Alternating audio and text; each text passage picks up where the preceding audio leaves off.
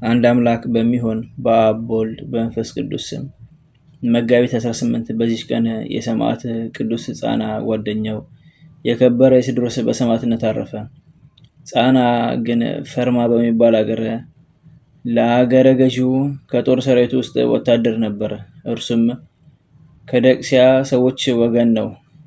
ከበግ ጠጉር ልብሶችን ለሚሰራ ለኢስድሮስ ወዳጁ ነው። ሁለቱም ሰርተው ከሚያገኙት ለድሆችና ለችግረኞች ይመጸውታሉ።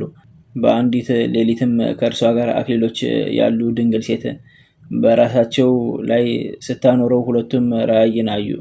ከእንቅልፋቸውም በነቁ ጊዜ ያዩትን እንዴት እንዳዩ ተነጋገሩ።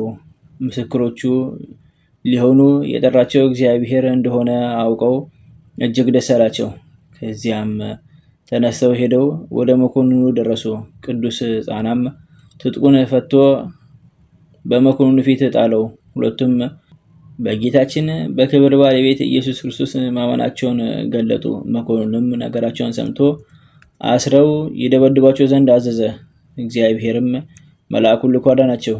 ከዚህም በኋላ መኮንኑ ወደ እስክንድርያ ቅዱስ ጻናን ላከው። ቅዱስ ኢስድሮስን ግን በዚያው ተወው። ከጥቂት ቀኖችም በኋላ የእስክንድርያው መኮንን ቅዱስ ጻናን ወደ ፈርማ ከተማ መለሰው። ሁለቱንም ቅዱሳንም ተገናኙ። በማገናኘታቸውም ደስ ብሏቸው በላያቸው በእያንዳንዳቸው የደረሰውን መከራ ተነጋገሩ። ዳግመኛም ለቅዱስ ኢስድሮስ አዘቅትን ይቆፍሩለት ዘንድ በአዘቅቱ ውስጥ እሳትን አንድደው ቅዱስ ኢስድሮስን እንዲጨምሩት መኮንኑ አዘዘ። ቅዱስም ጥቂት ሲጸልይ ይታገዙ ዘንድ ወታደሮቹን ለመናቸው። ወደ ጌታችንም ነፍሱን ይቀበል ዘንድ ለስጋውም ያስብ ዘንድ ጸለየ። ከዚያም ወደ እሳቱ ጉድጓድ ቀረበ። ወደ እሳቱም ውስጥ ጨመሩት። ነፍሱንም በእግዚአብሔር እጅ ሰጠ።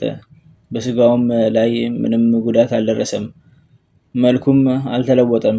የቅዱስ ጻና እናትም ከሚወደው ጓደኛው ስለመለየቱ ታለቅስለት ነበር።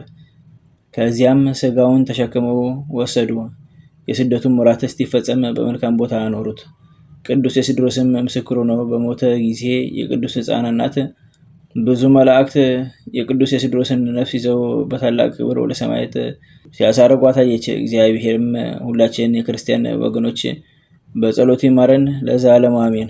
አንድ አምላክ በሚሆን በአብ በወልድ በመንፈስ ቅዱስ ስም መጋቢት 19 በዚህ ዕለት የሐዋርያው ቅዱስ ጳውሎስ ደቀ መዝሙሩ አርስጥቦሎስ ሐዋርያ አረፈ።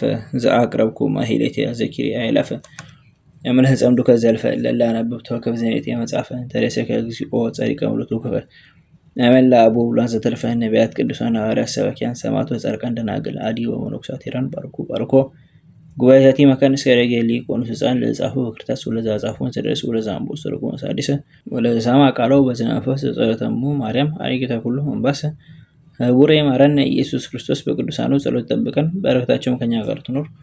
ኦ አምላክነ በከመ ርትከ ወአኮ በከመ አበሳነ አቡነ ዘበሰማያት